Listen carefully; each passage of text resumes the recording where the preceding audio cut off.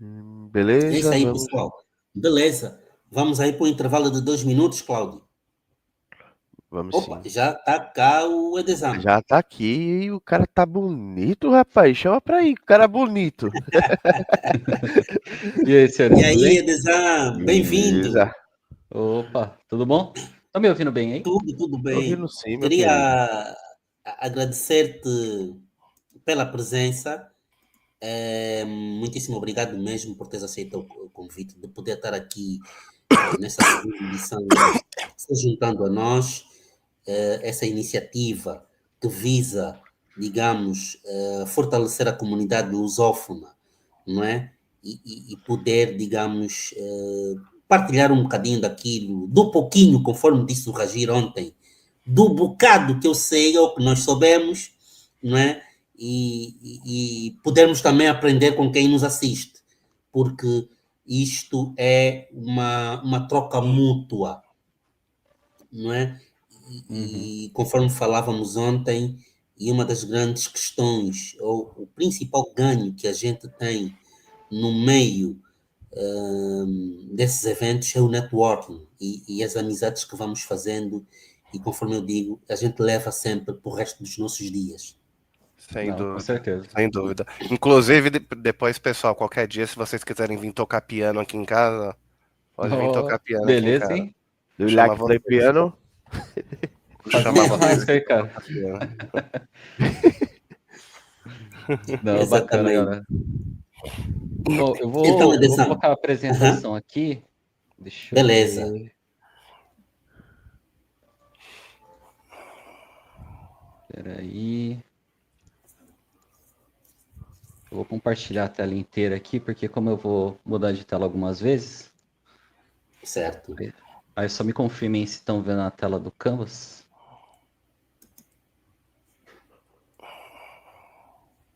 Microsoft chateada, viu, que você não tá usando o PowerPoint. Ah, cara, depois que eu conheci o Canvas, é difícil largar, hein? Ele tá mostrando aí, já tá aparecendo aqui, certo? Certo, meu colega. Boa apresentação para você aí. Vamos estar aqui dando todo o suporte. E O palco é seu. já tô vendo aqui que o conteúdo tá excelente, viu? Ô, valeu, cara. Obrigadão, hein? Valeu, tchau, Bom, tchau. vamos lá, galera. Conforme o pessoal falou aí, se tiverem alguma dúvida também, podem mandar no chat aí que eu vou respondendo aqui, tá? E a apresentação que eu quero passar aqui é justamente sobre máquinas virtuais, né? Eu acho que é um dos recursos aqui que eu tenho mais experiência, né? Trabalhando com Azure. E foi até meio que difícil, né? Escolher um tema só, né? Para passar aqui, né? Então falei, pô, vou passar de máquinas virtuais, que eu acho que é muito relevante, né? Eu acho que a maioria das empresas ainda tem muito workload em máquinas virtuais, né? Então fiquem à vontade aí para, caso tenha alguma dúvida, né? Querem colocar as dúvidas no chat aí, que a gente vai respondendo, tá? Então, começando aqui, né, para quem não me conhece ainda, meu nome é Ede Santomás, né, mais conhecido aí como Ed ou Bruxo. Eu sou Microsoft MVP da categoria Azure, tá? Eu trabalho como arquiteto de soluções no Bradesco, né, um dos grandes bancos aqui do Brasil. Tenho mais de 10 anos aí de experiência na área de TI, né, e venho da área de infraestrutura, então tenho um pouco mais ali conhecimento na parte de virtualização, redes, né, suporte técnico, tudo mais. E nos últimos 6 anos eu venho trabalhando com cloud, né, eu tenho a minha maior experiência aí com Azure, né, mas conheço um pouco também da parte de AWS também, tá? Tenho aqui o meu canal no YouTube, né, que se chama IT Life Hacks, onde eu compartilho um pouco do meu conhecimento, né, sobre cloud, sobre carreira, sobre tecnologia, né, posto algumas curiosidades lá também que eu acho interessante. Então, pouco a pouco, o meu canal tá crescendo, né, estou criando algumas séries, já tem uma série lá falando sobre os fundamentos ali de Azure, né, que se chama Descomplicando Azure. Tem uma série sobre LinkedIn também, né, dando algumas dicas ali de LinkedIn. Estou desenvolvendo uma série sobre Docker também, então quem ainda não me segue lá, fica o convite de seguir meu canal. Sou entusiasta em tecnologia, né? Então gosto sempre de acompanhar as novidades de tecnologia, principalmente de IA, enfim, outras tecnologias emergentes. Então gosto bastante de ficar explorando esse mundo de IA também, né? E por fim aqui, sou gamer, né? Então nas minhas horas vagas gosto de jogar um videogame, gosto de jogar com meu filho, com a minha esposa, com os amigos. Estou sempre assistindo algumas streams aí de jogo de CS, campeonato, enfim. Então, gosto de acompanhar esse mundo gamer e principalmente ficar jogando, tá? Então, para quem não me conhece ainda, esse sou eu. Fique à vontade também para se conectar comigo lá no LinkedIn, tá bom? E começando aqui a apresentação, já queria trazer uma provocação, né? Então, por que ainda estamos falando de máquinas virtuais, né? As famosas VMs do Azure, né? Então, como eu comentei, né? Por mais que a gente tenha avançado bastante com os assuntos de serverless e containers, né? Seja no ambiente de Azure, ambiente on-premises ali virtualizado num OpenShift, num Kubernetes, né? Tudo isso acaba funcionando por trás ali de uma VM, tá? Então, por mais que a gente esteja bem avançado com essa parte de virtualização, a gente ainda tem muito workloads que rodam em VMs, né?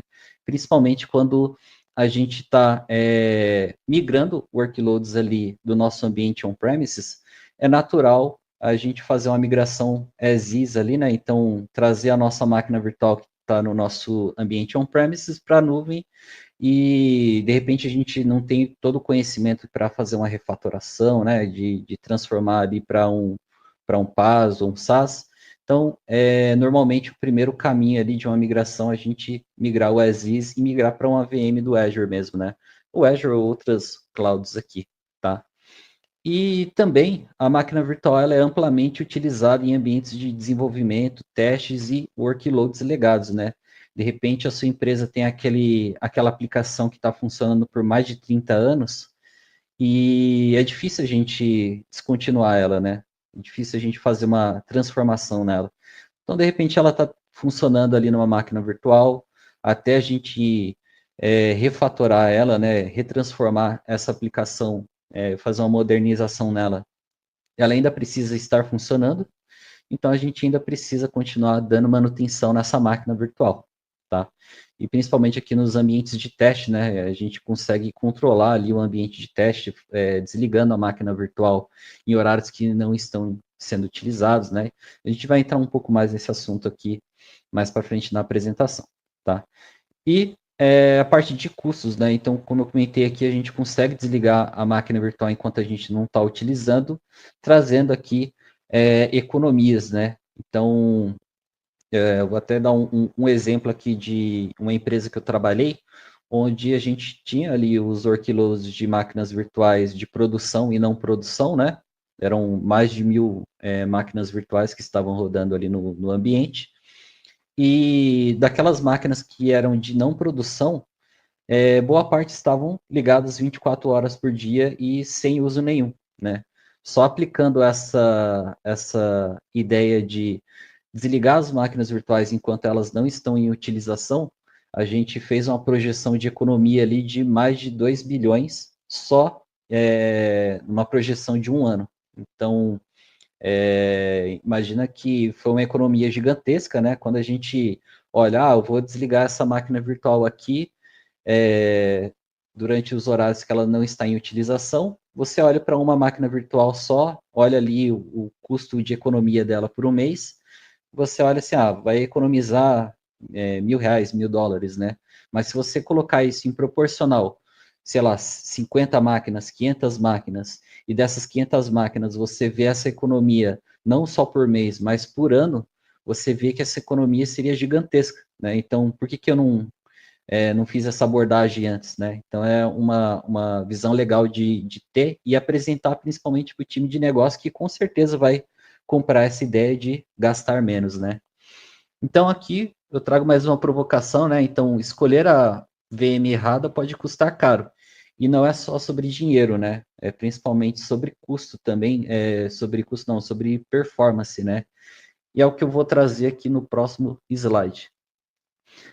Então, queria começar falando sobre as categorias de máquinas virtuais do Azure, né? Quando a gente começa a trabalhar com máquinas virtuais da Azure, a gente tem as famosas VM sizes, né? E as VM sizes ali, normalmente, elas estão atreladas à performance, né? Só que, além da performance, a gente tem uma categorização de máquinas virtuais que é relacionada ao propósito dessa máquina virtual. Então, aqui, a minha dica é você entender qual que é o propósito dessa máquina virtual para você entender em qual categoria que ela se encaixa, né? Porque eu já peguei muito ambiente que normalmente as pessoas vão lá, sobem máquinas virtuais da família B, só que está rodando ali um banco de dados, né? Está rodando ali uma aplicação que precisa tá consumindo bastante CPU. Então você colocou a máquina numa categoria errada e ela não está entregando a performance que realmente ela está preparada para ser entregue, né? Então, fazendo a apresentação aqui das categorias, vocês vão entender quais são as aplicações comuns delas, tá? Então, começando aqui com a categoria aqui de General Purpose, né, ou de uso geral, as famílias que normalmente se encaixam nessa categoria é a família A, B e D, tá? E eu coloquei aqui um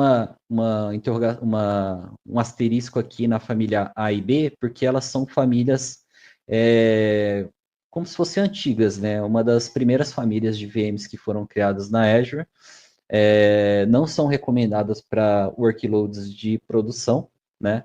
Até porque a família A é bem antiga, né? É raro ela ter essa família em alguns data centers da Azure, né? Em algumas regiões. E a família B, ela é uma família burst table, né? O que quer dizer uma família burst table? É como se você alugasse ali, né, a sua máquina virtual e utilizasse ela para utilizar o mínimo de CPU, né? Se você rodar um workload ali, uma aplicação, por exemplo, que tem picos de CPU, cada vez que você tem um pico de CPU, ela vai consumir esses créditos dessa família burst table, tá? Então, imagina que você está rodando ali uma aplicação que consome 100% da sua CPU, ela vai consumir durante o período que tem esses créditos, né? Quando acabar esses créditos, ele meio que reduz ali o consumo de CPU para, sei lá, 25, 30, 35% da sua CPU. Então, aquilo que estava funcionando bem na sua máquina, de repente começa a ficar mais lento. Então, às vezes você acha, putz, é a aplicação que está ruim, mas na verdade é a família da máquina que é preparada para ter esses picos repentinos, né? Então, eu vou até deixar aqui, eu tenho aqui a documentação da máquina virtual Burst Table, vou deixar aqui no chat, que vale uma leitura bacana sobre isso, tá? Aí, voltando aqui para a apresentação, então, a família de uso geral normalmente é utilizada quando você não tem muito entendimento ali do que você vai rodar por trás da sua máquina virtual. Então, ela tem um equilíbrio entre CPU e memória, né? E normalmente é utilizado para ambientes de teste, né? Então, quero fazer um teste do meu workload ali.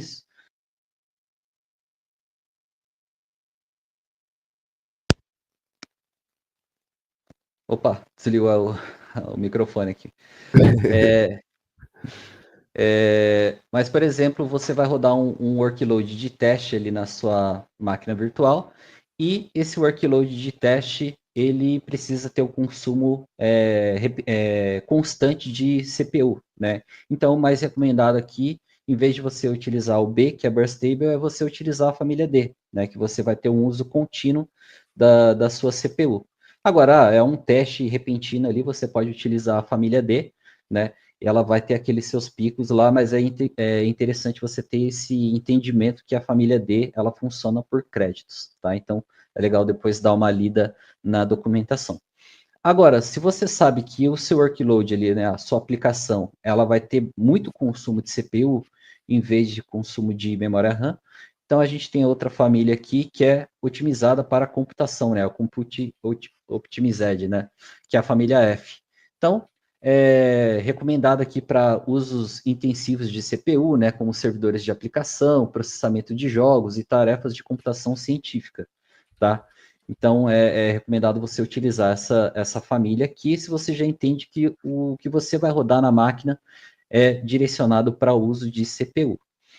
Assim como tem para uso de CPU, também tem para uso de memória, né? Então, o que você vai rodar ali vai utilizar mais memória do que CPU, você pode utilizar as famílias Z e M, né? Que são direcionadas para alto uso de memória, como bancos de dados de grande escala, cache de memória ou análise de Big Data, tá? E também temos as máquinas que são direcionadas para uso de storage, né? Então, principalmente para throughput alto, né, de dados, né, na sua máquina virtual, você tem aqui a máquina da família L, que é direcionada para, por exemplo, bancos de dados NoSQL, né, ou sistemas de arquivos distribuídos. De repente você quer criar um file server na nuvem, né, que vai ter muito input e output de dados. Você pode utilizar essa máquina virtual aqui, que ela vai entregar mais IOPS para o seu servidor de arquivos, né? E nós temos também servidores que são direcionados para uso de GPU, né? Principalmente para renderização gráfica, né? Simulações, a parte de LLM, né? Então, quando você vai construir essa infraestrutura para rodar a parte de aprendizado de máquina, né? Você vai estar rodando ali uma GPU, que é o que vai entregar esse poder computacional para rodar toda a sua parte de LLM, né? Ou renderização gráfica. Então, aqui a gente tem também as famílias NC, ND e NV, né? Que podem auxiliar para esse tipo de workload. E por fim, aqui, as máquinas de high performance, né? Que são as da família H, HB e HC. Então, principalmente utilizados aqui para modelagem científica, simulações de engenharia e análises financeiras, né? Então, essas aqui são aquelas máquinas que têm 1024 de memória RAM, 256 CPUs, então são as máquinas de grande escala mesmo que vão rodar aplicações, enfim, workloads ali de uso intensivo ali da máquina. Tá? Então, essas daqui são as principais famílias, né? Além dessas famílias aqui que eu mencionei, tem várias outras famílias também, e você pode encontrar a própria documentação lá no portal da Azure, no portal do Learn, né? Então, aqui, ó, no próprio Microsoft Learn, a gente tem aqui as famílias, né? A família A, B, D, né? Então, são as famílias antigas aqui, tem as novas famílias. Então, aqui na própria documentação de máquinas virtuais, você consegue ver aqui na categoria de sizes, né? As várias famílias. Então, como eu comentei, ó, General Purpose, a gente tem aqui de computação, a gente tem de memória, de storage, de GPU, enfim, a gente tem vários tipos de máquinas virtuais. É interessante você entender qual que é o tipo de aplicação que você quer rodar ali na sua máquina virtual para você conseguir pegar o size correto para rodar ela, tá? E aqui eu quero apresentar quais são os fatores, os principais fatores que influenciam na escolha de uma VM ideal do Azure, tá? Então, o principal aqui é o tipo do workload, que é o que eu estava explicando agora, né? Então, você entender o que você vai rodar na sua máquina virtual é muito importante para você conseguir usar o size correto da máquina virtual, né? E além desse size, você vai escolher as performances, né? Então, eu sei que eu vou rodar uma máquina virtual que vai utilizar mais CPU, então vou utilizar, por exemplo, da família F. Só que lá na família F você tem a F1, que entrega tanto de CPU e tanto de memória. Aí você tem a F2, que normalmente é o dobro dela, a F4, que é o dobro da F2, e por aí vai, né? Você vai meio que dobrando o tanto de CPU, tanto de memória dessas máquinas, né? Então, o primeiro fator aqui é o tipo de workload, que se é por CPU, por RAM, por disco, por GPU, né? Então, você entendendo que você vai rodar na sua máquina virtual, você escolhe o size correto para ela. Outro fator aqui é o fator de disponibilidade e redundância. Então, por exemplo, eu quero rodar um workload que é de produção e eu quero que essa máquina virtual ela esteja disponível 100% do tempo.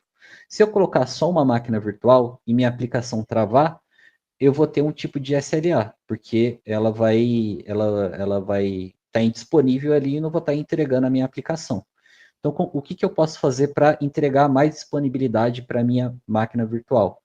Eu posso criar duas máquinas virtuais e colocar elas embaixo de um load balancer. O load balancer vai estar recebendo essas cargas e vai estar distribuindo entre essas 2, 3, 4 máquinas, né? Se uma máquina travar, né, e desligar ali cair a sua aplicação, eu tenho as outras máquinas que vão continuar entregando essa aplicação, tá? Além dessa parte de load balancer, a gente tem as VMs Scale Set, né? Que são basicamente você criar uma imagem de uma máquina virtual, né? Que vai estar com a sua aplicação ali, ela já vai estar montada para funcionar instantaneamente, né? Com seus workloads ali. E você coloca uma escalabilidade dela automatizada, né? Então você coloca para, conforme o consumo de CPU dela aumenta, ela vai escalando e criando outras máquinas virtuais. Então ela vai funcionar no mesmo cenário ali com o load balancer na frente, né? Só que você tem uma escalabilidade dela automatizada, né? Então, conforme você utiliza mais, ela vai crescendo o número de máquinas e conforme diminui, ela vai diminuindo o número de máquinas também.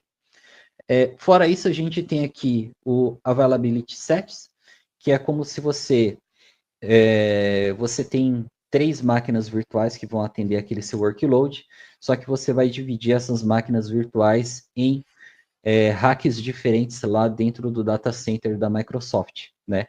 Então, não é porque você está criando uma máquina virtual dentro de um data center da Microsoft que essa máquina virtual ela não vai parar em algum momento, né? Por trás de uma máquina virtual que você cria ali no portal, tem toda uma infraestrutura física que roda lá nas regiões, lá nos data centers da Microsoft, né? E essas infraestruturas físicas, elas precisam, em algum momento, passar por uma atualização, né, de hardware ali, né? Então, nesse momento, sua máquina ela vai ficar em freezing, né? Então, para você se precaver desses freezings de manutenções que ocorrem lá na estrutura física do data center, o ideal é você configurar um scale set, que é você passar para a Microsoft que você tem 3 máquinas e você quer que essas 3 máquinas estejam em racks diferentes. E aí a Microsoft vai entender que essas 3 máquinas fazem parte do mesmo workload e ela vai atualizar esses servidores físicos em momentos diferentes, para você não ficar com as 3 paradas ao mesmo tempo. Tá? Então é mais ou menos isso daí o fundamento aqui do uso de Availability Sets. E junto com a Availability Sets, a gente tem o Availability Zones, que seria você dividir as suas máquinas virtuais em data centers diferentes, né? Então, falando um pouco da estrutura física de regiões da Azure, uma região, ela compõe mais de, pelo menos duas, né? 2 data centers diferentes. Aí pode ser 2, 3, 4. Eu acredito que a região de East West lá tem até 6 data centers diferentes dentro da mesma região. E aqui você está falando que você quer que a sua máquina virtual esteja em data centers diferentes. Então, se eventualmente um data center tem alguma pane ali de internet, energia, e aquele data center fica inativo, você tem outros data centers que vão estar funcionando e vão estar entregando a sua aplicação. Então, com isso, você aumenta até mais o seu SLA das suas máquinas virtuais. Tá? Então, aqui são algumas estratégias que você pode entregar mais disponibilidade, com isso,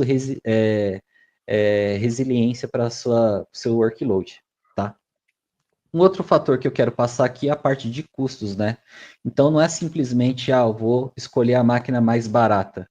Então, você entendendo qual que é a workload que vai rodar ali na sua máquina, entendendo qual que é o tipo de disponibilidade que você quer entregar na sua máquina, é interessante você ver também a questão de custo, para você não provisionar uma máquina que você não vai utilizar 100% dela. Ela vai estar superdimensionada, né? Então, aqui, quando você olha para o fator de custo, você pode utilizar, por exemplo, as VM Spot, que são máquinas virtuais que são sobressalentes, né? Então, imagina que um data center ali está entregando um número de VMs e dentro daquele servidor físico ainda tem espaço para criar novas VMs, né? Então, a Microsoft meio que entrega essas VM Spots como com um valor reduzido, né, para preencher esse espaço vazio e não ficar gastando, não ficar deixando esse espaço vazio, meio que consumindo energia ali, mas não entregando, não gerando lucro para a própria Microsoft, né? Então ela entrega essas VM Spot num custo mais reduzido, né? Só que é importante ver que a VM Spot também ela nem sempre está disponível, né? Você precisa ver a disponibilidade dela no data center que você está vendo ali, né? Então, de repente, se você está tentando subir uma máquina virtual Spot na região East-West e ela não tem disponível ali naquela região, você pode tentar numa outra região, né? Então, é bom observar esse tipo de abordagem quando você trabalha com VMs Spot, tá? Uma outra abordagem é você usar instâncias reservadas, né? Então, por exemplo, se eu sei que o meu workload é de produção, ele vai precisar estar funcionando ali 24/7, né? 24 horas por 7 dias da semana, 30, 31 dias, então eu sei que essa máquina virtual vai ficar ligada o tempo todo e eu posso meio que barganhar com a Microsoft para ter uma redução de custo, né? Então eu falo, ó, Microsoft, eu vou utilizar essa máquina virtual aqui ligada o tempo todo. Será que você consegue me dar um desconto? Então, a reserva de distância é basicamente isso. Você fala para a Microsoft, né? Você coloca determina ali para ela que você vai utilizar ela durante um ano inteiro, ela te dá uma redução ali de custo, ou você pode também fazer uma reserva de 3 anos, que você vai ter mais uma redução de custo maior, né? Então é uma estratégia bacana de você utilizar aí, sabendo que o seu workload vai ficar ligado o tempo todo, tá? A outra estratégia que é a Pay as you go, né, o que a gente mais utiliza aí no Azure, que é basicamente você pagar conforme o uso da sua máquina virtual. Então aqui normalmente você vai utilizar para ambientes que são de não produção, né? Que você consegue aplicar aqui aquela estratégia de desligar a máquina virtual enquanto você não está utilizando ela. Então, eu sei que é uma máquina virtual de desenvolvimento, por exemplo, e ela vai ficar ligada só em horário comercial, então ela vai ter o custo só de 8 horas, em vez de ter o custo de 24 horas ligada o tempo todo. Então você já reduz bastante ali, você vai ter o custo de 1/3, né, da sua da máquina normal, né? Fora isso, você consegue utilizar outros atributos aqui na Azure, né, para você ter um outro tipo de redução de custo, né, uma otimização de custo. E o último fator que eu quero passar aqui é o fator da localização. Então, dependendo da localização que você vai subir a sua máquina virtual, você vai ter um custo diferente. Então, uma máquina virtual que você sobe lá nos Estados Unidos vai ter um custo, e uma máquina virtual que eu tenho aqui na região do Brasil vai ter um outro custo, tá? Só que além do custo, é interessante você entender também a questão da latência, né? Quando você vai acessar uma máquina virtual que está lá nos Estados Unidos, ele vai ter uma latência maior do que você acessar uma máquina virtual que está aqui no Brasil, né? Para quem é do Brasil, vai acessar a máquina do Brasil, vai ter uma latência muito menor, tá? E o que eu coloco aqui como dica para ver essa questão de custo-benefício de região e latência é uma ferramenta que é essa ferramenta aqui, Azure Speed Test, tá? Então, eu vou colocar aqui o link dela aqui no chat também. Mas como que ela funciona? Basicamente, ela tem todas as regiões aqui da Microsoft, né? E você consegue fazer teste de latência. Então, por exemplo, eu quero subir uma máquina virtual lá na região East-West e eu quero comparar ela com se eu tivesse uma máquina virtual aqui na região do Brasil. Então, ele vai pegar essas duas regiões e vai mostrar para mim aqui, ó, se você utilizar essa máquina virtual na região do Brasil, você vai ter 12 milissegundos de latência. Em contrapartida, se você tiver uma máquina virtual lá nos Estados Unidos, né, em East West, você vai ter 122 milissegundos de latência. Vamos ver aqui uma região lá da África, por exemplo, e uma da Europa. Você consegue ir marcando aqui quais as regiões que você quer fazer esse teste e você vai ter todo o comparativo aqui dessas regiões, tá? Então, isso aqui é muito importante para você, quando você quer escolher aonde você quer colocar suas máquinas virtuais e também fazer o comparativo com o custo. Então, aqui uma dica. Eu sei que eu quero entregar para o meu cliente final, que é um cliente que está no Brasil, eu quero entregar a máxima performance. Então, vou criar o meu workload de produção na região Brasil-South, que vai ter uma latência menor, só que ambiente de desenvolvimento, de teste, que não vai estar sendo entregue para o cliente final, eu posso subir lá na região do East-West, que tem um custo menor em relação ao Brasil. Então, é algumas estratégias que você pode utilizar para fazer esse comparativo de como você vai entregar essas suas máquinas virtuais. Beleza? Então, essa daqui é a última dica, né, de fatores. E aqui, outra dica é escolher certo te traz performance, economia e resiliência, né? Escolher errado só dá dor de cabeça. Beleza? Seguindo aqui com a apresentação, agora eu queria passar um pouco de boas práticas em utilização de VMs da Azure, e aqui eu quero fazer um paralelo com o Azure Well Architecture Framework, tá? Então, para quem não conhece, o Azure Well Architecture Framework é como se fosse um conjunto de dicas, né, de regras que acabam ajudando a fundamentar o nosso cenário de nuvem, né, baseado nesses 5 principais pilares aqui, né? Além desses 5 principais pilares, a gente tem o pilar também de sustentabilidade. Ele não é considerado um pilar oficial, mas ele está ali com um pilar complementar, né? Que acaba dando várias dicas para a gente ter uma performance melhor no nosso ambiente de nuvem, tá?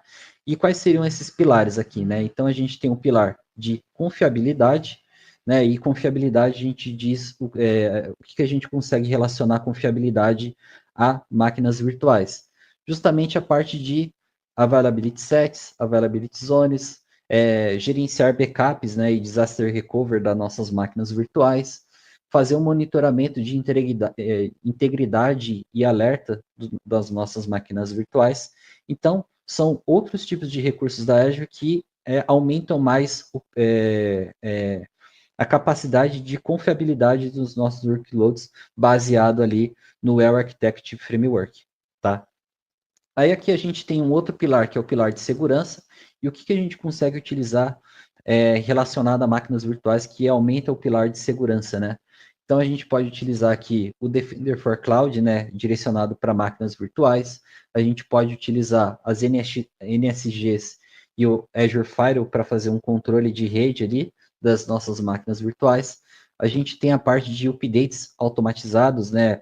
Então, e o controle de acesso às nossas máquinas virtuais, também utilizando ali o RBAC, né?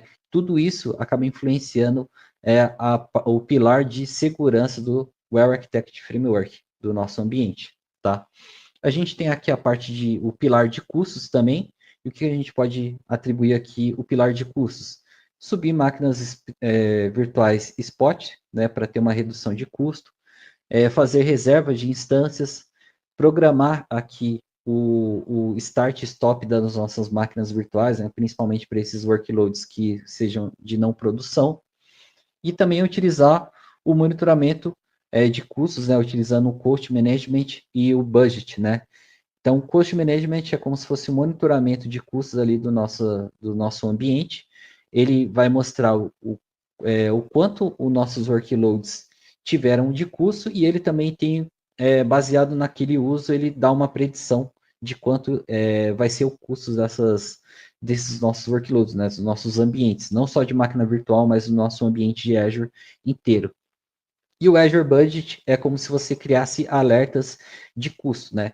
Então, por exemplo, você sabe que ali no seu ambiente ele está pré-definido para ter um custo mensal de $500, então você vai colocar, por exemplo, um alerta ali para $500. Se alguém criar algum recurso, algum ambiente a mais ali no seu Resource Group, e ele vai extrapolar esses $500, quando estiver perto de passar desses $500, ele vai começar a gerar alguns alertas, né? Então, você tem $500 e consumiu 50%, né, $250, ele gera um alerta.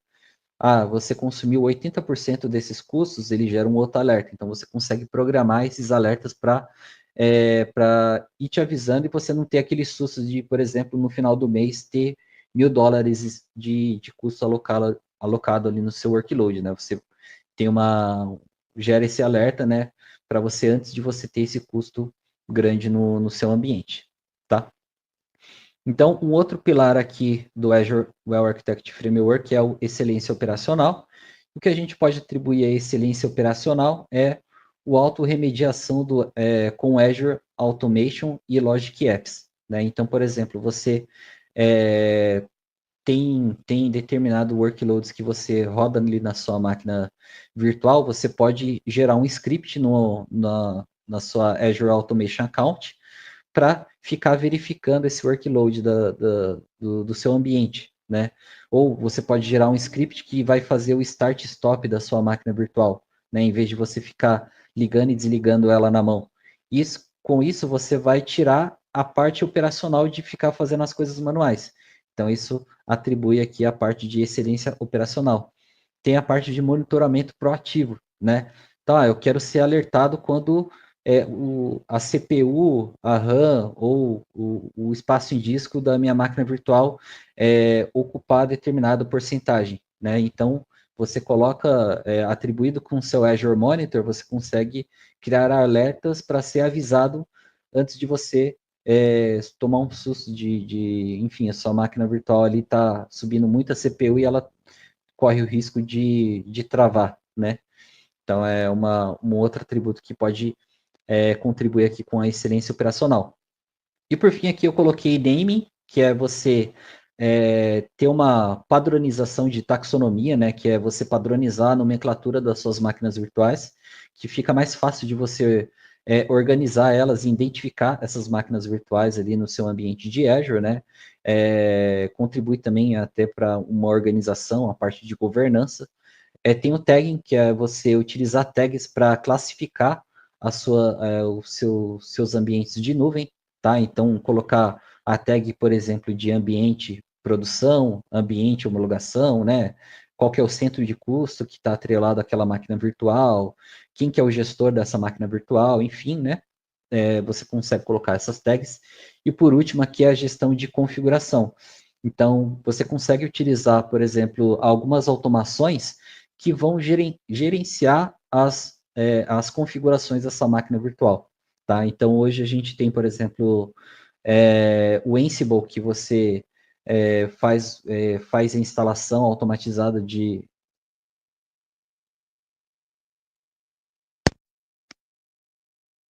Opa, voltei aqui. Esse microfone, ele desliga sozinho aqui quando não escuta nenhum áudio. Mas, voltando aqui... voltando na parte de gestão de configuração, a gente tem o Ansible, onde você pode fazer a configuração automatizada de aplicações dentro da sua máquina virtual, né? Mas dentro do próprio Azure, a gente tem o DSC também, que você consegue utilizar para gerenciar essas configurações das máquinas virtuais, tá? Então, algumas features que você pode utilizar para melhorar a excelência operacional do seu ambiente. E por fim aqui, a eficiência de desempenho, né? E o que está atrelado aqui, né?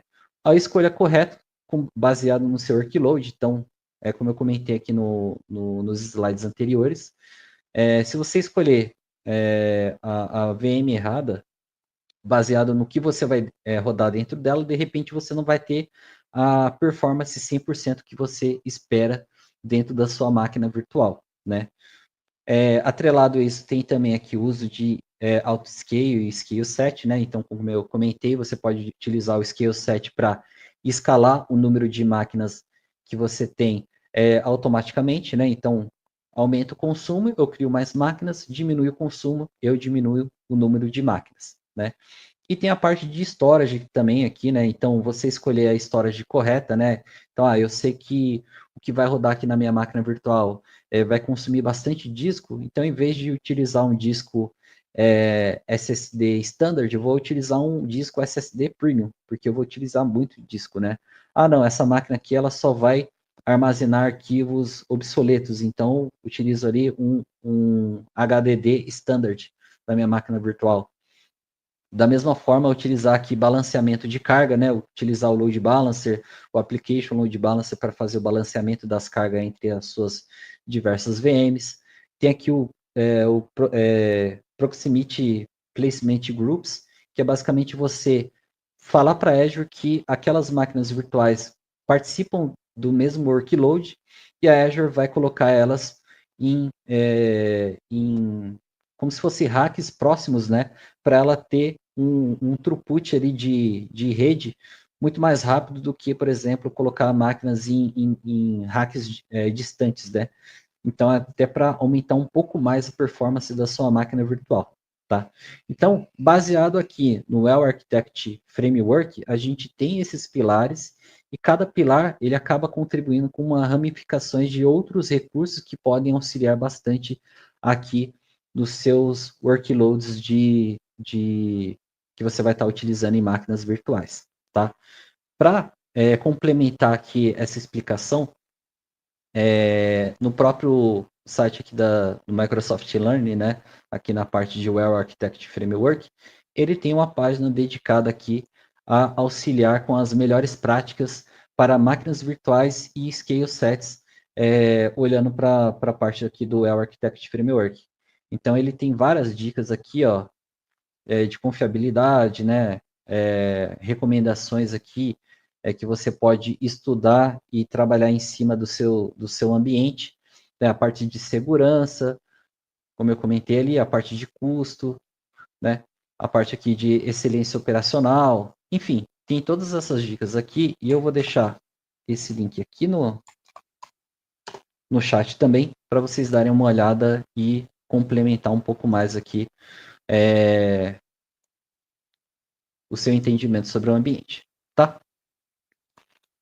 Seguindo aqui, eu queria mostrar um pouco mais de prática também, né? Não é só ficar nessa teoria, mas mostrar um pouco de prática no uso, né, de VMs, né? Como que a gente pode utilizar VMs e até fazer um pouco do paralelo do que a gente falou ali no começo da apresentação, né? Pô, a gente está utilizando bastante de serverless, bastante de containers nos nossos ambientes, por que a gente ainda está falando sobre máquinas virtuais? Por trás por exemplo, aqui da solução OpenShift, né, que é um orquestrador de containers, assim como o Kubernetes, existem máquinas virtuais, né? Então, o próprio AKS do Azure, né, que é o Azure Kubernetes, por trás dele também funcionam máquinas virtuais, tá? Então, claro, ele vai abstrair o gerenciamento que você teria ali nas suas máquinas virtuais, né? Mas por trás dele ainda existem máquinas virtuais. Então, quis trazer aqui um pouco dessa arquitetura de como funciona ali o OpenShift para trazer um pouco de como que as máquinas virtuais são utilizadas e quais são os outros recursos que a gente pode interagir dentro dessas máquinas virtuais, tá?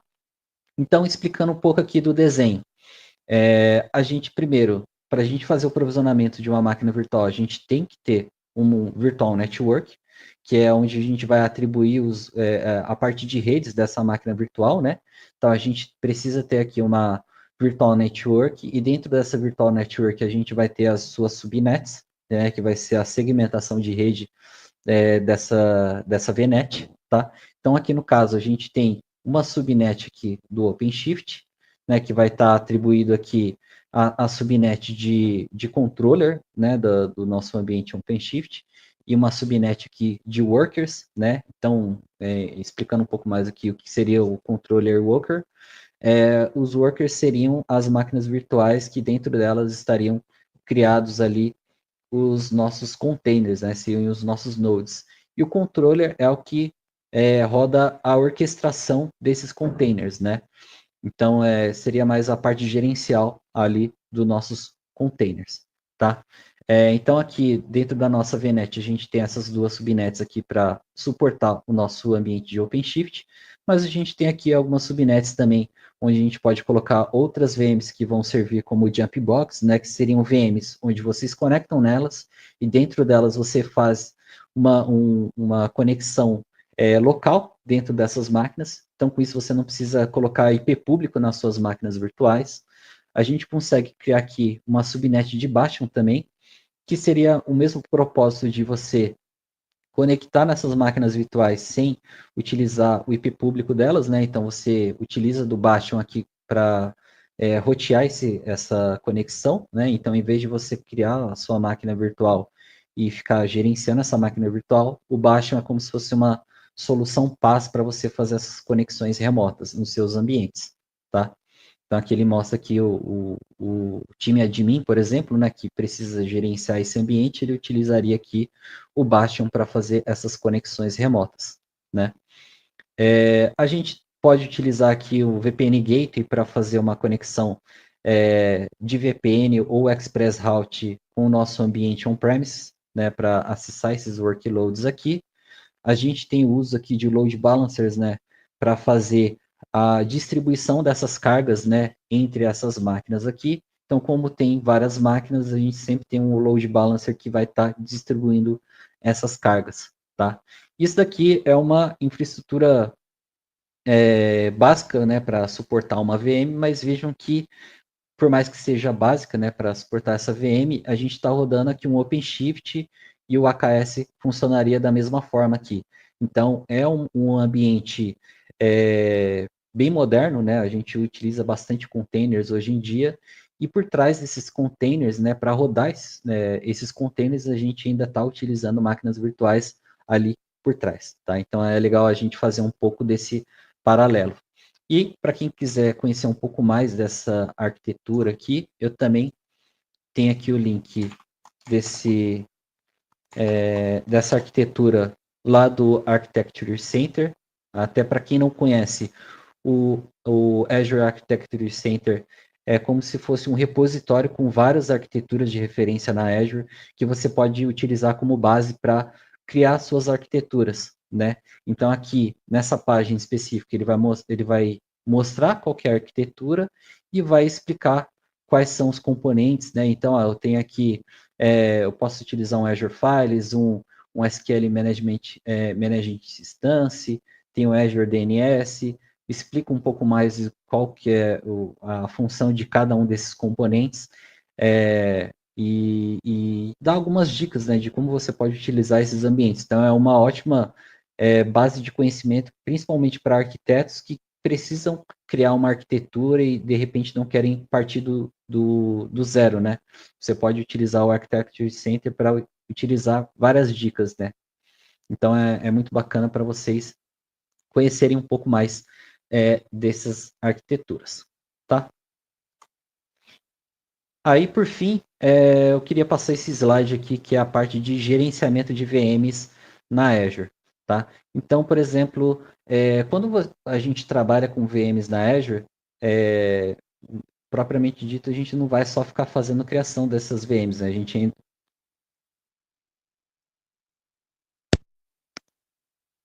Opa, De desligou de novo. novo. Isso aqui prega uma peça, cara. Mas vamos lá. Quando a gente trabalha com VMs na Azure, a gente não vai só fazer a criação da VM, a gente precisa gerenciar, né? Manter essas VMs na Azure, né? E o que seria essa parte de gerenciamento das VMs? Eu trouxe aqui 6 bullets, né, para a gente pensar um pouco como que a gente pode gerenciar essas máquinas na Azure, né? E o primeiro bullet, que é a parte de gerenciamento de atualizações. Então, se você cria uma máquina virtual com Windows, com Linux, enfim, eventualmente você vai precisar atualizar essas suas máquinas virtuais, atualizar o sistema operacional dessas máquinas virtuais. Então, para isso, a Azure traz, por exemplo, o Update Management, que é uma feature da Automation Account que você utiliza para automatizar esses updates, né? Então, com ele você consegue programar quando você quer fazer a atualização dessas suas máquinas virtuais, né, do sistema operacional nessas máquinas virtuais, e você, por exemplo, pode programar para ele fazer essa atualização uma vez no mês, durante a meia-noite, né, que de repente o uso dessas máquinas virtuais vai ser reduzido, né, então você consegue fazer essa programação desses updates.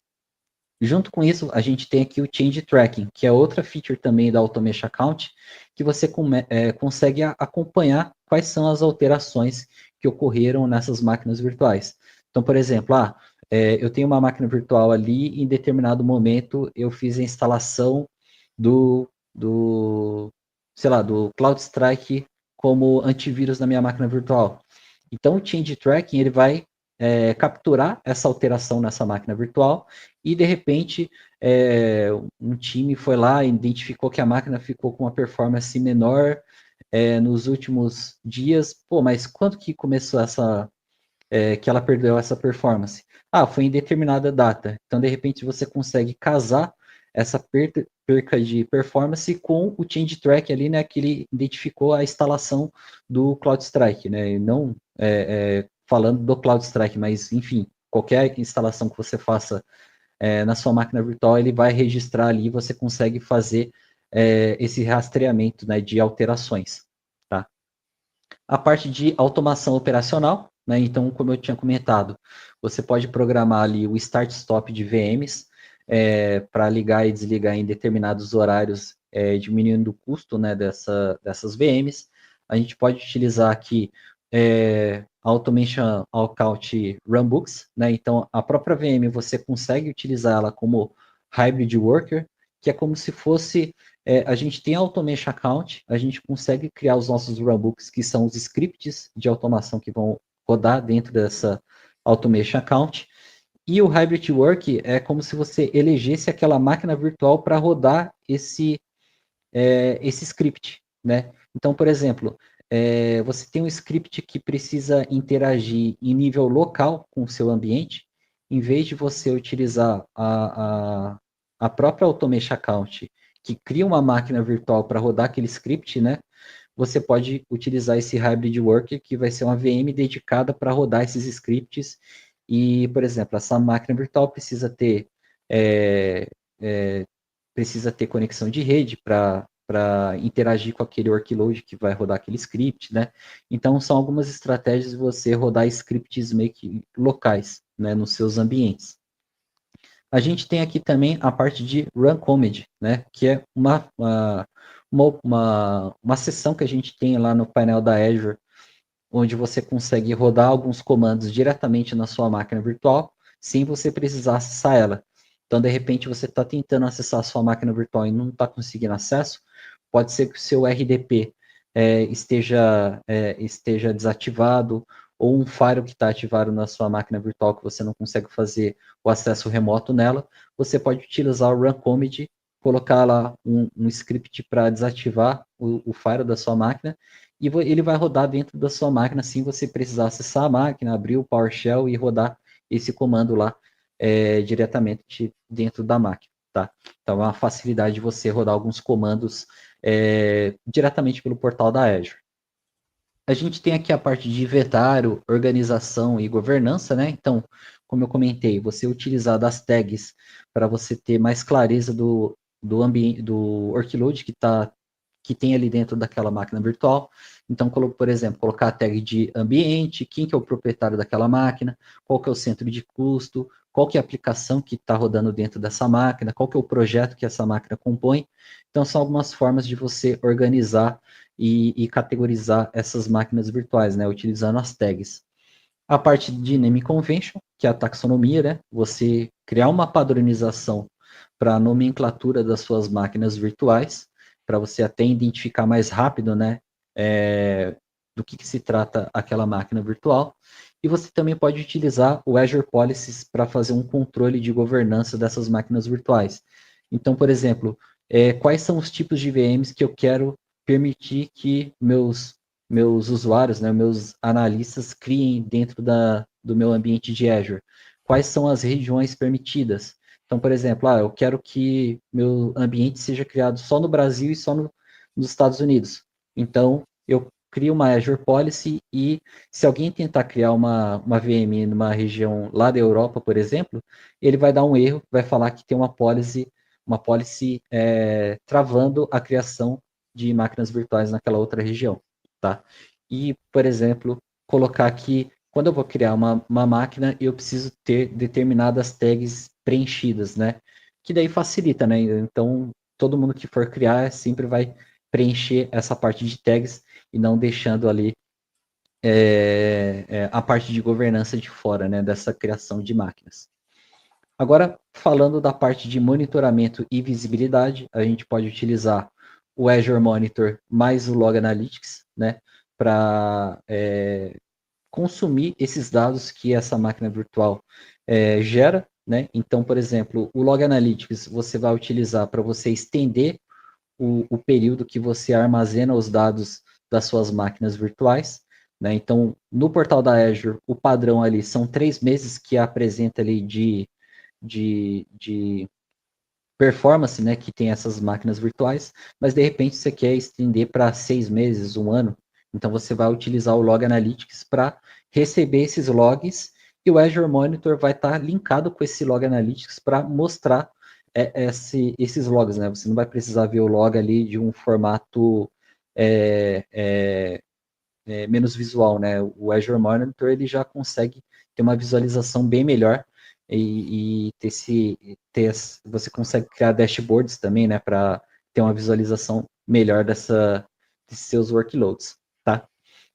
A gente tem aqui os workbooks, né? O workbooks é como se fosse dashboards personalizados, né? Ou pré-definidos que você pode criar para ter uma visão diferencial ali do seu ambiente. Então, por exemplo, a Azure, ele vai entregar para você o monitoramento de CPU, de consumo de disco, né? De IOPS de disco, de IOPS de rede. Só que você quer ter uma visão diferenciada ali, né? De repente você quer criar um dashboard que você vai passar para o seu time de SOC ali, né, para auxiliar nas operações, você pode utilizar workbooks para ter essa visualização um pouco mais customizada, né? E existem vários workbooks pré-definidos pela própria Microsoft ou pela própria comunidade que você pode importar no seu ambiente de Azure para ter uma visualização personalizada, tá? A gente pode criar alertas, né? Alertas de CPU, RAM, disco, status das VMs, né? E falhas. E a gente aqui tem também o Azure VMs Insights. Então, como eu comentei, o Azure ele te entrega um monitoramento básico ali, né? Do seu ambiente e somente 3 meses.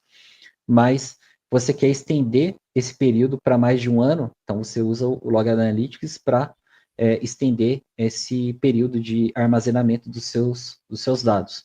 Mas você também consegue utilizar o VM Insights, que é um plugin que você configura na sua máquina e você vai desbloquear outros tipos de monitoramento, né? Então, por exemplo, o monitoramento de memória RAM, você não tem padronizado ali no entregue automaticamente pela Azure, né? Você precisa instalar o VM Insights. Eu quero monitorar quanto que está o consumo de disco, né, o espaço de disco dentro da minha máquina virtual. Então, você instala esse VM Insights. Então, é como se fosse uma aplicação que vai rodar dentro da sua máquina e vai estar olhando a sua máquina de dentro, tá? Então, para você fazer a instalação dela, você linka ela com um Log Analytics, né? Para ele armazenar esses dados. E fora isso, você até habilita outras features de performance também que você consegue testar de dentro da sua máquina. Então, é uma feature muito bacana para você utilizar ali também, tá? E falando aqui na parte de segurança operacional, né, a gente tem a feature de RBAC, que é onde você vai fazer o controle de acesso ali para suas máquinas virtuais. Então, por exemplo, eu quero dar um controle de acesso só para a máquina virtual para o meu time de suporte. Mas eu não quero que eles mexam em storage account ou recursos de rede dentro ali do meu RG. Então, você consegue fazer esses controles granulares, né, em cima das RBACs, tá? A gente tem a parte de Azure Backup, que é você fazer a configuração de backups, né, do seu workload, e de repente a sua máquina travou ali, você consegue restaurar o último backup enquanto ela estava funcionando, né? Então é uma forma de você manter a continuidade do seu ambiente, né, apesar de ter uma parada ali, né, um downtime, tá? A gente tem o Defender for Cloud, que é uma feature de segurança complementar, né? Então, você pode utilizar outras features de segurança no seu ambiente, né? Sei lá, um antivírus dentro da máquina, enfim, dentro da sua própria máquina, mas o Defender for Cloud ele é uma feature a mais que você consegue instalar, que vai ficar monitorando a parte de segurança da sua máquina, além do que você já instala, né? Então é uma feature a mais que também vale a pena dar uma olhada, tá? E a parte de NSG e Firewall, né? Que você vai fazer o controle ali de entrada e saída do que você tem ali no seu ambiente, tá? E aqui por último, custo. Como eu comentei, você pode utilizar o Cost Management e o Budgets para fazer monitoramento e gerar alertas né, do consumo dos custos das suas VMs. A gente tem aqui o Azure Advisor, que é uma feature muito bacana para você pegar dicas da própria Azure em cima das suas VMs. Então, ele vai dar a dica, você colocou um size na sua máquina virtual, só que você está consumindo 25%.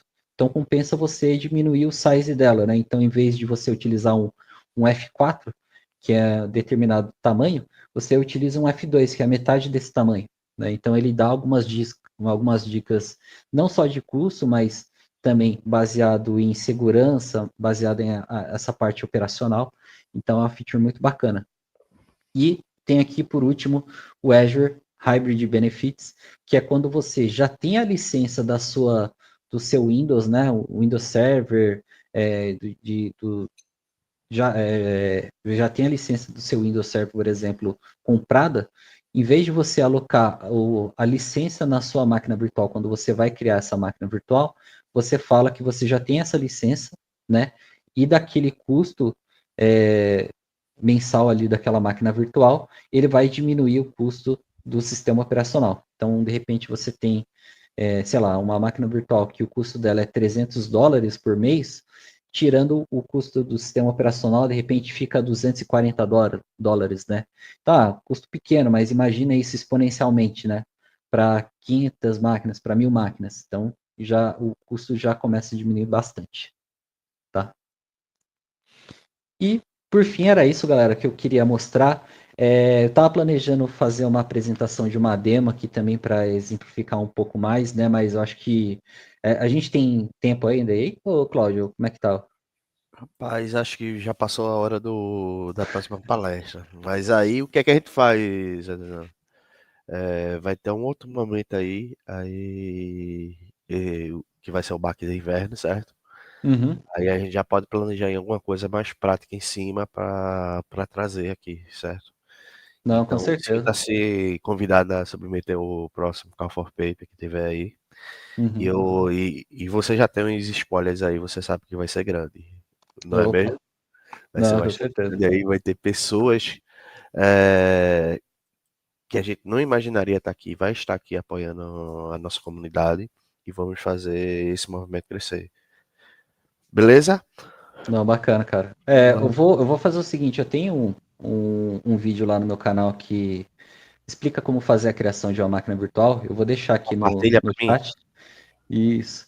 E, enfim, galera, muito obrigado aí pela atenção. Aqui está o meu QR Code do meu Linktree. Lá vocês podem acessar meu LinkedIn, meu canal do YouTube. Tem as minhas newsletters também lá no LinkedIn para vocês acompanharem também. E caso tenha alguma dúvida também, fiquem à vontade aí para entrar em contato comigo, né? A gente bater um papo aí, se precisarem de uma ajuda também, fico à disposição. Beleza? Muito obrigado aí, hein? Perfeito, eu que agradeço, meu amigo. Beleza, E Desan, muito obrigado pela excelente sessão. É, muito profissional, muito bom mesmo. Obrigado. E conforme disse o Cláudio, no inverno vai aquecer. Vai aquecer. o inverno tá Boa. chegando. Mas aí, mas aí No inverno o baque vai ser grande. Nossa, isso É, aí foi. é engraçado, meu querido. Engraçado, meu querido, que eu tô vendo aqui 2 filhos meus. Isso eu gosto de dizer filhos, porque, de certa forma, eu apoiei nesse caminho aí para eles se tornarem VPs. Com certeza, muitos já têm conteúdo bastante forte, mas eu dei aquele pontapézinho. E é um orgulho ter vocês aqui, viu, pessoal? Valeu, cara. Obrigado. É sempre uma honra, Claudião. Com certeza.